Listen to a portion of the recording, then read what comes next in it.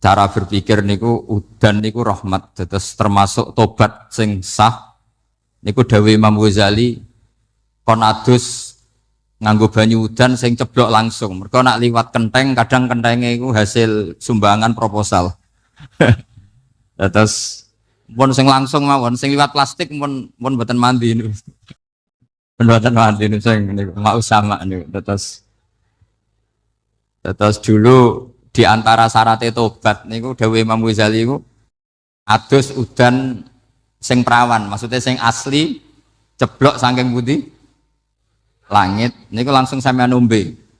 Nak tepak nggih tobat, nak mboten tepak nggih lara niku. Kenapa sholat itu lebih indah ketimbang nikmatal wiqa misalnya, nikmatnya hubungan biologis? Jawabnya ulama itu gini, lucu jawabannya sederhana. Nikmatnya kamu punya anak itu apa? Jawabnya ulama itu lucu. Kalau sakit dia sembuh, kalau hilang dia datang. Saya ulang lagi ya, kalau sakit dia sembuh, kalau hilang dia datang. Sekarang orang tua yang punya anak sakit koma di UGD atau di emergency, itu senangnya tuh mengalahkan kesenangan apa saja. Kira-kira orang yang berhubungan intim atau yang hubungan biologis dengan orang yang sedang anaknya sembuh dari koma, senangnya senang mana? Senang yang melihat anaknya sembuh dari koma. Senikmat apapun hubungan biologis, senang anaknya yang hilang ketemu. Nah, kalau anak ketemu saja orang seseneng itu, apalagi kita di surga, ketemu zat yang lama kita sembah, yang lama kita rindukan, yang lama kita rindu, kemudian ketemu di surga, maka tidak ada artinya surga tanpa melihat Allah Subhanahu wa Ta'ala. Memang harus dijelaskan secara rohani. Akhirnya orang ngerti bahwa nikmat tertinggi di surga adalah melihat Allah Subhanahu wa Ta'ala. Karena kalau anak-anak muda mungkin protes, ya enggak, ya enak kumpul sama widadari gini-gini. Wah itu kan yang trauma bojone jelek gitu. Wah itu yang bojone jelek mesti kesusu masuk surga karena itu sudah jelek, cerewet, nggak mati-mati kan gitu. Terus dia ingin masuk surga mesti niate welek, mesti pikiran pertama itu kumpul widadari. Tapi ada ulama yang bikin analogi tadi, misalnya istri kamu cantik, kemudian anak kamu sakit, koma. Hubungan dengan istri sama dengar berita anak kamu sembuh, seneng mana? Seneng anak sembuh. Sama anak yang hilang, seneng mana? Anak yang hilang ketemu. Maka terus ulama bisa menjelaskan itu. Kalau orang ketemu anaknya seseneng itu, apalagi ini ketemu Tuhannya yang bertahun-tahun disembah, kemudian tidak pernah melihat. Di surga itu nanti kita melihat Allah Subhanahu. Makanya Allah begitu bangganya mempromosikan surga. Surga itu apa? Surga itu wujuhu yauma idzin nadhirah ila rabbiha nadhirah, yaitu wajah-wajah berseri-seri dan melihat apa. Itu tanpa dijelaskan seperti ini Anda akan janggal, enaknya di mana? Tapi setelah dijelaskan detail gini oleh ulama, maka kita akan tahu an-ni'matul uzma sing enggak ada perbandingannya adalah nikmat masuk apa? Surga karena melihat Allah Subhanahu wa Ta'ala. Ya jadi saya berkali-kali pokoknya minta sekali, hadil umat harus umat yang rasional, terutama dalam mengemban tauhid. Karena tauhid ini yang disebut kalimah. Sampai Allah mengistilahkan kepada Nabi Ibrahim itu waja'alaha kalimatam baqiyatan fi aqibih. Kalimat tauhid adalah kalimat yang akan abadi di anak cucunya Nabi Ibrahim. Baik anak cucu yang karena gen, mau anak cucu yang karena sebab, yaitu santri dengan kiai. Dan itu caranya gimana? Umat Islam jangan berhenti belajar mantek. Makanya di MGS, di Qudsiyah, di TBS, semua pondok pasti ngajarkan mantek, di Bendan, ilmu logika. Itu tadi, kalau kamu tidak bisa menemukan tauhid dengan cara tadi, dengan cara al-alam mutaghayyir wa kullu mutaghayyir hadis labudan min bukhtis, paling tidak pakai ilmu yang dilakukan Rasulullah SAW. Yaitu masyhur itu, saya sering cerita di mana-mana. Ada orang namanya Jubair bin Mut'im, Muhammad bin Jubair bin Mut'im. Itu dulu dia kafir. Dia orang pinter sampai dipasrai jadi negosiator untuk mengurus tawanan perang Badar yang ditawan Rasulullah SAW. Ketika datang di Medina, delalah pas maghrib, Nabi baca wattur wa kitabim mastur. Di antara ayat yang dibaca Nabi itu am khuliqu min ghairi syai'in, Masa manusia sebanyak ini kemudian mereka diciptakan oleh ketiadaan. Min ghairi syai'in itu oleh ketiadaan. Masa alam raya yang wujud ini, alam raya yang punya eksistensi ini kemudian penciptanya adalah ketiadaan. Padahal wal adamu la yakhluqu wa la yu'assiru wa la kadza wa kadza. Tentu sesuatu yang tidak ada itu tidak bisa dikatakan sebagai pencipta. Wong nggak ada, jadi faktor saja nggak mungkin apalagi jadi pencipta. Itu Nabi habis sholat langsung beliau sungkeman, ya Muhammad, saat ini juga saya iman. Karena logika yang dibangun ayat yang kamu baca itu menghabiskan semua logika saya.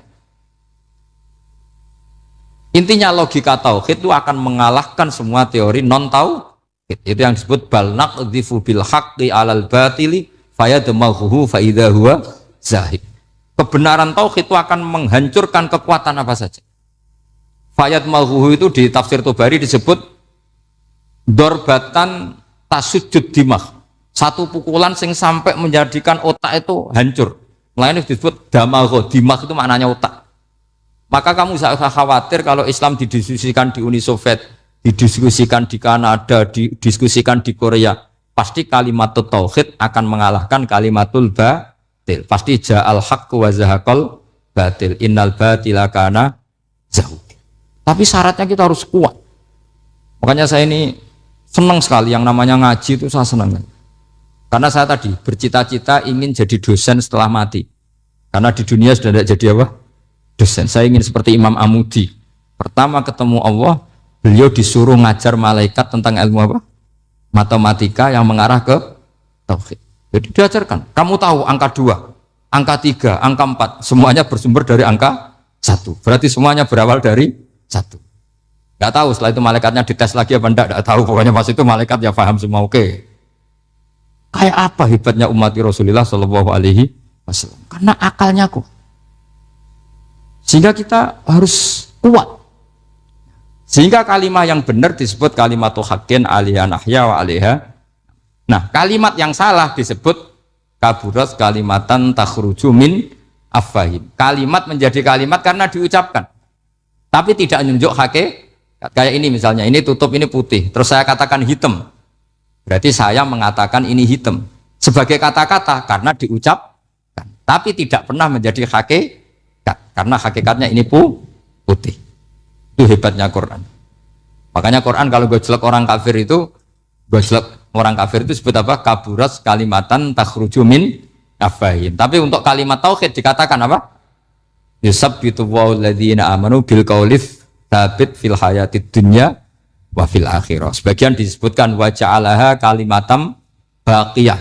Kenapa kalimat tauhid itu kalimat yang abadi? Karena Allah sebagai Tuhan di dunia juga sebagai Tuhan di akhirat dan selalu Tuhan pada masa yang tidak terbatas. Itu disebut wa ja'alaha kalimatam baqiyah. Kemudian umatnya Nabi mengganti kalimat yang gampang. Allah punya sifat baqo, punya sifat akhir. Maksudnya akhir itu la akhirah lah.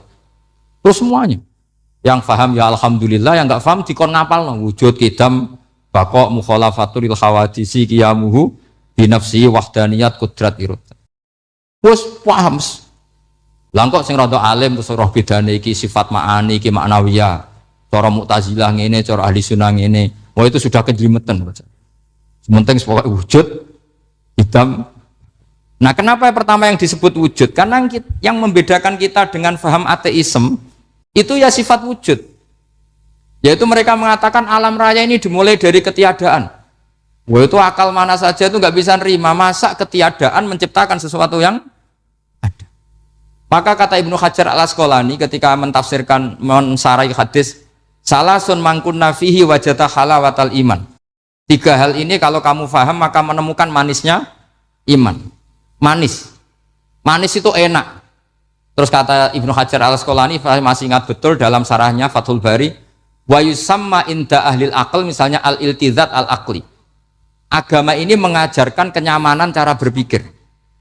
Coba kalau sampean seorang doktor atau seorang profesor atau seorang pinter, kemudian kamu dipaksa mengimani bahwa alam ini diciptakan oleh ketiadaan, itu bisa tidur gak? Oh, tidak bisa tidur. Sampean misalnya orang pinter, dididik di kampus atau dididik di pondok, alam ini yang wujud, yang menciptakan itu sesuatu yang tidak wujud. Kamu bisa tidur enggak kira-kira? Ini guru apa? Ini sarap ini.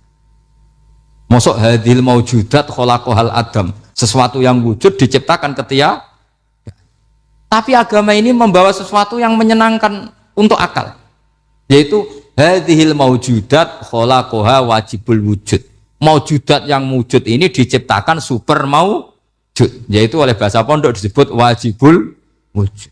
Kan terus seneng, wajar dong kalau sesuatu yang ada diciptakan oleh yang ada. Lah tentu ada pencipta, terus ada super, disebut wajibul wujud. Kan terus enak. Nah, itu kata Ibnu Hajar al-Asqalani disebut wajadah halawatal iman. Sehingga kita tidak usah khawatir. Makanya saya itu termasuk orang yang nggak khawatir. Apapun rusaknya dunia ini, kacaunya dunia ini akan kalah dengan kalimatut tauhid.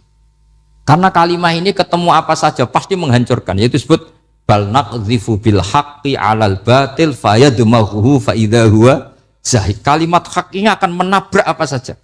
Dan yang ditabrak pasti hancur. Makanya sampai tidak usah khawatir misalnya ada negara ateis di Cina, di Korea.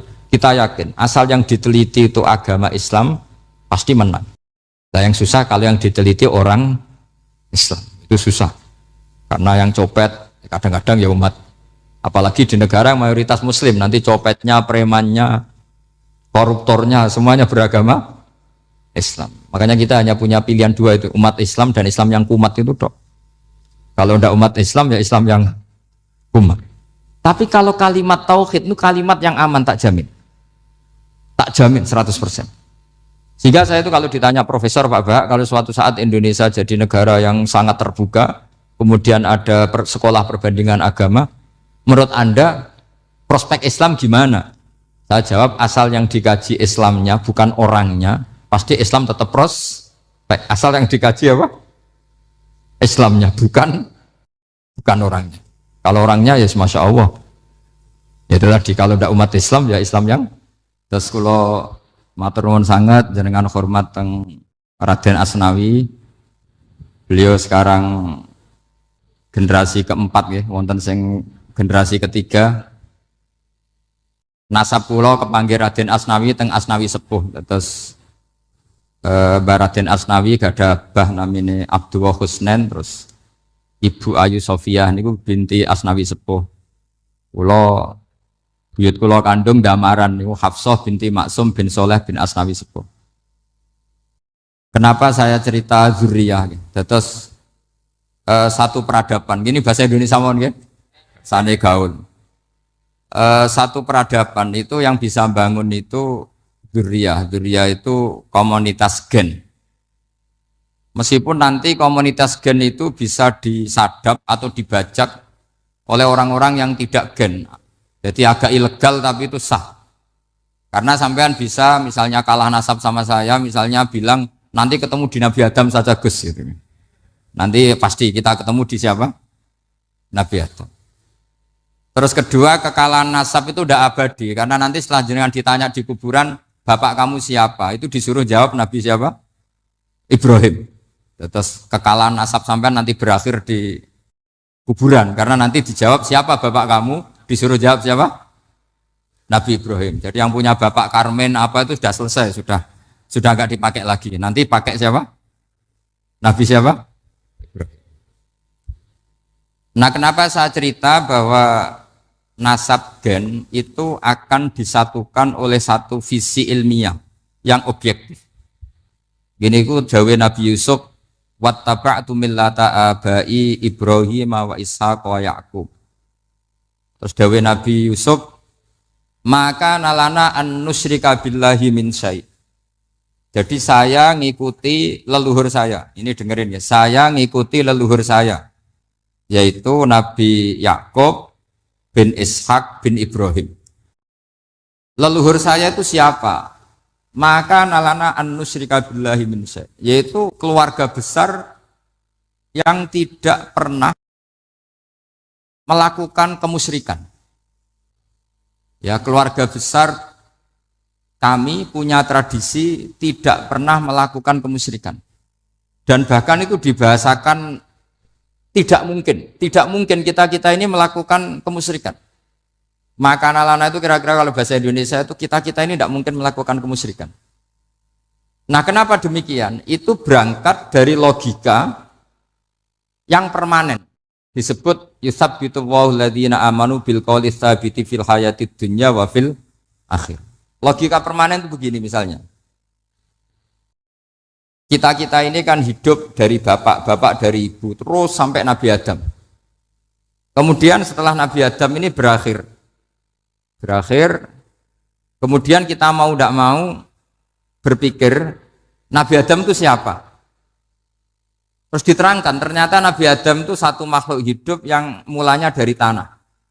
Lewat wahyu Allah, lewat titah Allah kun, kemudian jadi manusia yang bernama Adam.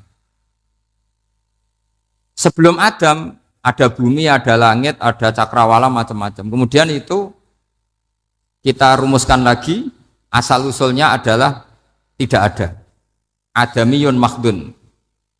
Akhirnya kita tahu bahwa alam raya ini diwujudkan setelah dari tidak ada. Nah tentu terus kita berpikir, dari tidak ada menjadi ada itu pasti penyebabnya adalah sesuatu yang ada. Nah yang ada itu disebut wajibil wujud. Karena wajibil wujud ini wujud sendiri, nggak ada saingannya. Karena Allahu wala syai'amahu, Allah ada dan tidak ada pesaingnya. Maka kita ini berpikir nggak mungkin ada kekuatan manapun yang menyamai Allah. Sehingga nggak ada Yesus mungkin menyamai Allah, nggak ada Fir'aun, nggak ada Lata, nggak ada Uzza.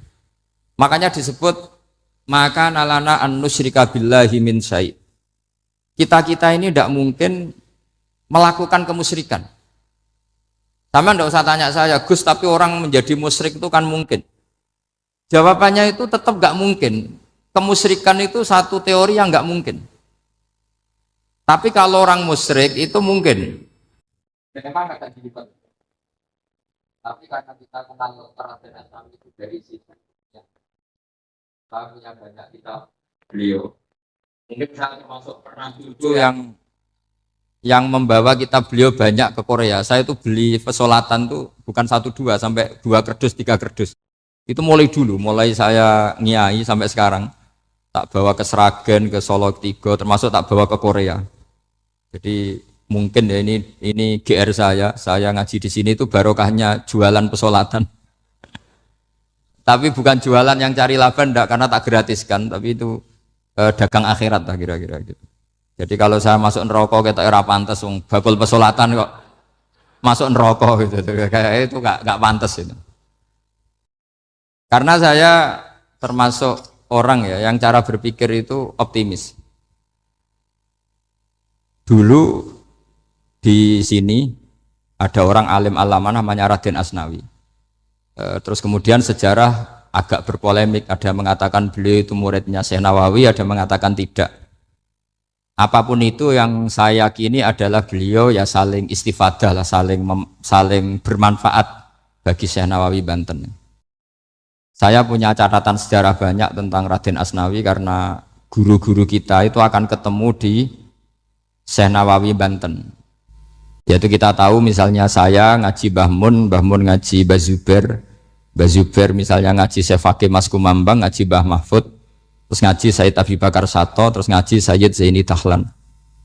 Kalau keluarga sini mungkin misalnya Gus Hafid, Mbah Niam, Mbah Zuhri, terus Raden Asnawi. Raden Asnawi kita tahu nikah dari istri mudanya Syekh Nawawi, yaitu Nyai Hamdana. Saya sering diceritani Mbah Mun, terus Nyai Hamdana punya anak yang namanya Zuhriyah dari Syekh Nawawi. Kemudian setelah dinikahi Raden Asnawi punya anak namanya Zuhri, Minan, Ni'am, terus sampai ke Gus Hafid itu, Hafid bin Ni'am. Kenapa saya cerita ini? Karena kealiman itu adalah sesuatu yang dibanggakan Allah. Imam Amudi itu ulama ahli matematika. Jadi ada ulama itu ahli matematika. Dia nggak pernah ngajarkan pesolatan, zakat, sholat, tapi dia ngajar matematika. Kemudian dari matematika itu beliau menjadi ahli tauhid. Sehingga nanti Mungkar Nakir itu nggak akan tanya dia marabbuka wa manabuka, karena dia punya rencana. Yang ngajar tauhid itu saya, kata. Jadi kalau dia akan marabbuka, pangeran kamu itu siapa? Malaikat malah dilawan. Kamu pernah ngajar tauhid? Saya ini guru tauhid. Singkat cerita, saking keramatnya Imam Amudi, kata Allah, ya Amudi, presentasikan ilmu tauhid yang lewat jalur matematika ke semua malaikat saya. Semua malaikat saya tahu cara berpikir matematis. Karena malaikat itu imannya itu iman mauhibah, karena dia malaikat, ya iman karena tahu neraka, tahu surga, terus dia iman. Kalau kita enggak, kita iman tuh pakai logika, jadi lebih keren. Loh betul. Malaikat itu ketika bangga, ya Allah, apa ada orang yang imannya di atas kita? Jawabnya Allah ada. Siapa? Ya orang-orang kudus, kata Allah. Kira-kira gitu. Kenapa? Ya betul. Karena kamu iman saya itu wajar, kamu tahu saya. Tapi mereka nggak tahu saya, tapi iman. Kenapa bisa iman ya Allah? Karena mereka punya logika, punya akal. Akhirnya Imam Amudi disuruh sama Allah presentasikan logika tauhid kamu lewat jalur matematika. Malaikat disuruh dengerin semua. Isma'u ya malaikati, ini mimpinya wali. Terus Imam Amudi mulai mengajarkan nisbatul isnaini ilal wahid wa nisbatus salasa wal arba'ah ila ma la nihayatalah, niku binisbatin wahidah, yaitu far'un minal asli wa huwa al wahid. Mbok angka sebanyak apapun 2, 3, 4 sampai 1 miliar, itu nisbatnya ke angka 1 adalah nisbatul far'i ilal asli. Semuanya berasal dari 1. Maka hadhil awalim atau hadal alam ila ma la nihayatalahu, tetap semuanya ini cabang dari 1, yaitu wujud dari 1, yaitu Allah Subhanahu wa ta'ala. Sehingga semenjak itu ditiru sekian ulama. Akhirnya malaikatnya mantuk karena kepastian kalau Allah satu yang diyakini malaikat itu sepasti logika yang dibangun orang-orang manusia ini, padahal tidak ngerti Allah Subhanahu wa ta'ala karena pakai akal. Sehingga di pondok itu orang harus ngerti mantek. Orang mantek itu ilmu yang jelimet tapi menyenangkan. Biasanya sing sinau ambek rokokan, sawangannya kayak filosof. Jadi paling gak agak paham dia alasan. Penting nikmati rokok, tak pikir nikmati pemikirannya, ternyata nikmati rokok. Kayak kemarin saya datang ke resepsinya Gus Agil, saya itu tertawa terus karena dengerin Habib Mutahar. Saya membaca bahayanya rokok, setelah tahu bahayanya saya berhenti membaca. Tak pikir itu kan setelah tahu bahayanya saya berhenti merokok, ternyata enggak. Saya baca bahayanya apa? Merokok. Setelah saya baca, maka saya berhenti membaca, gitu. Bukan berhenti merokok. Itu ilmu kelas tinggi seperti itu harus mantap. Pernah beliau ditegur dokter, Beb, kalau rokok terus nanti mati. Tenang saja, saya masih bawa korek. Dikira itu kan orangnya yang mati, ternyata beliau enteng saja. Santai aja dok, saya masih bawa korek. Jadi saya bukan nyarankan santai rokok, tapi orang rokok itu memang punya logikanya sendiri. Kalau Banafek Hajen itu masih pernah bahasa juga, karena Banafek juga turunan Mbah Mutamakin. Hak, rokok itu haram tau ora? Nak cara kula darani haram sebuti bah. Lah iya, nak haram ya bener aku. Mulane tak obong, barang haram apike diobong. Jadi saya sama orang-orang sepuh itu tidak pernah menang. Jadi apa ya? Mereka itu orang yang sudah lama gimana ya? Mau dikatakan bulat itu ya, tapi memang nggak pernah kalah mereka. Ada satu kiai, masih misananya Banafek. Ini rokok 2 katanya. Bagi yang nggak ngerokok berarti membiarkan 2 haram masih. Bagi yang merokok berarti mengurangi haram. Kalah lagi saya. Jadi saya tuh pernah dibully 2 mbah saya. Karena 2 mbah saya ini rokok semua. Akhirnya saya sing nom ngalah gitu. Karena saya tidak mungkin bilang sing waras ngalah karena kalah sepuh gitu. Jadi ya sudah, mau tidak mau harus bilang sing nom. Tapi yang penting itu kita mendengar. Jadi ternyata sepinter-pinternya kita itu mesti kalah pinter sama yang sepuh-sepuh itu. Jadi kalau tahu bahayanya rokok lewat membaca ya harus berhenti merokok. Berhenti membaca katanya. Nah malaikat ini cerita lagi malaikat. Saya memang dari awal niat hormat Raden Asnawi karena buyut-buyut beliau itu ketemu di buyut saya. Saya ini turunan Mbak Asnawi sepuh. Terus cuma buyut saya itu nikah Lasem, terus saya keceluk cucunya keluarga Lasem. Sebenarnya saya juga cucu Kudus. Tapi terus alhamdulillah sekarang kembali karena buyut saya menyuruh saya ngajar di Damaran, terus sampai sekarang saya ngajar di Damaran. Tapi buyut saya itu masih lahir di Damaran. Namanya Mbak Hafsah, itu Hamsah binti Maksum bin Soleh bin Asnawi Sepuh. Sama seperti nasab di sini Raden Asnawi, Mbak Abdul Husnan, terus Nyai Ayu Sofiyah, terus Mbak Raden Asnawi. Saya mau cerita, jadi ilmu itu lebih keren kita.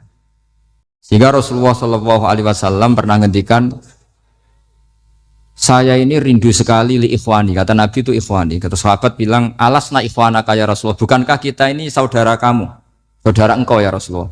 Tidak, antum ashabi, kamu itu sahabat saya. Siapa teman-teman kamu itu ya Rasulullah? Yaitu kaumun yang tidak melihat saya, kemudian iman kepada saya. Jadi mereka seperti kita semua di Kudus ini tidak melihat Rasulullah Shallallahu Alaihi Wasallam, tapi iman sama Nabi. Dan ketika malaikat yubahi bikum malaika, Allah bangga dengan malaikatnya, membanggakan kita. Sampai malaikat tuh sentimen, kok bisa ya Allah? Ya karena tadi, kamu iman sama saya wajar. Karena kamu melihat surga, melihat neraka, melihat aras. Sementara orang Kudus coba ngelihat apa? Paling simpang 5. Apa simpang 7 itu? Tapi imannya nggak kalah dengan malaikat. Kenapa nggak kalah? Karena tadi, kita diajarkan bahwa nisbatul isnaini wassalasah wal arba'ah ila ma la nihayatalaha itu sama-sama nisbatul far'i ilal asli. Tetap yang asli adalah angka 1. Jadi nggak mungkin aslu hadhil asya nggak dari Allah itu, nggak mungkin. Tetap dari zat yang satu. Kemudian tentu ini bukan nisbatul walad ilal walid, anak ke bapak tentu enggak, tapi nisbatul khaliq sama makhluk. Tapi apapun itu pasti satu. Sehingga Imam Amudi akhirnya masuk surga lewat jalur itu, tidak usah